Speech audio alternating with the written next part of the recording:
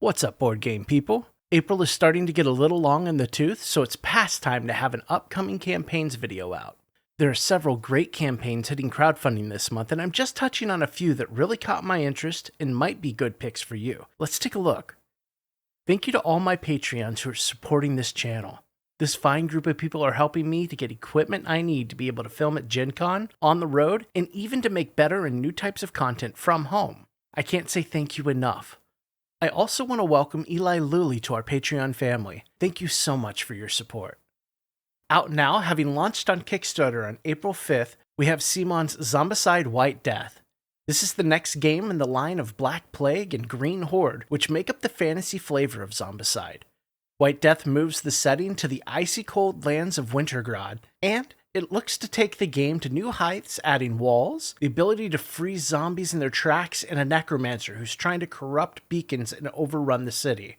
If you just don't have enough Zombicide and you favor the fantasy setting, this might be worth a look, but my suggestion is looking for a copy of Black Plague if you don't own it and you just have to have a fantasy Zombicide.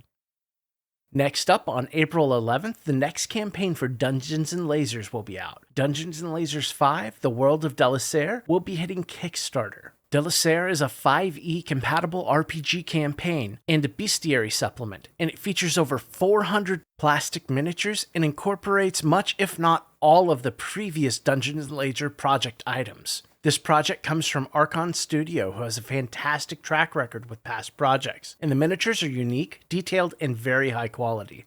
This one is an easy back for previous Dungeon & Laser backers, and will likely be great for anyone looking for an epic new world to explore paired with fantastic miniatures and terrain. Just be careful, all lasers are aimed at your wallet. Also launching on April 11th, we see Thorgal the Board Game live on Gamefound.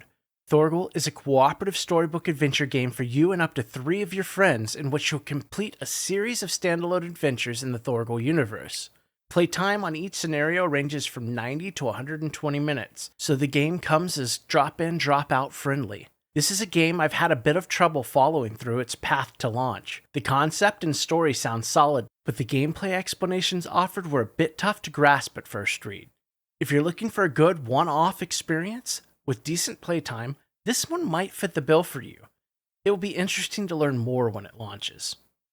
On April 18th, Kingdoms of Akandia The Seven Realms will be relaunching on Kickstarter. This would be my sleeper pick of the month for sure. Personally, while the description is vague, it ticks enough of the boxes to seriously pique my interest. KOA The Seven Realms is the first volume in an extensive, fully cooperative open-world game. The game stretches 3 chapters lasting between 35 and 65 hours. Beyond that, they're pretty much listing a bullet list of mechanics and whatnot. Open world, supply chain and resource management, co-op group abilities, mounts, a cards and dice fighting system, destiny cards that change with every gameplay, tower defense. Like I said, it ticks the right boxes, and from what I saw of the original launch, it did pique my interest. If they come back at a reasonable price and have a solid offering, this might be one to watch. Finally, on April 25th on Gamefound, Guards of Atlantis 2 launches.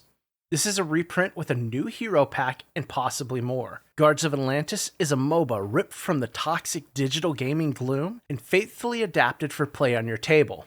Makes me wonder if this is a marriage ender or a friendship killer. I think MOBAs and toxic community comes to mind, but in all seriousness, even though I don't often favor competitive games, Guards of Atlantis 2 is one that I'd love to table and try out. No-luck combat, an evolving playfield, and dynamic choices at every turn really sounds like a lot of fun to me. Strategy, build, and team comp is always fun to play with, and here there are plenty of options to suit your playstyle. If I were going to try out a MOBA, this would be it. That's not all though, I have a few notable mentions to make still. These are games that lie at the edge of my tastes and comfort zones, but they look promising, interesting, and worth a closer inspection. Launching on the 18th of April on Kickstarter, Weirdwood Manor is a cooperative adventure game with Euro underpinnings, in which you and your group of unlikely heroes will battle to protect Weirdwood Manor and its ruler, Lady Weirdwood, from an invading Fey monster and its clockwork scarab minions. And on April 25th, we'll see the launch of Endeavor Deep Sea on Gamefound. This is a stylized artistic game of discovery and conservation. It seems to offer something for all age levels, and you might even learn something from playing this one. So this was a quick one, but I have a full news video packed with exciting updates, a teaser or two, and more coming up early this week. Please consider subscribing to help our little channel grow. We'd love to have you as a part of our community. Also, if you'd like to join our Discord, you'll find it linked in the video description. Thanks to everyone watching, commenting, and supporting the channel on Patreon.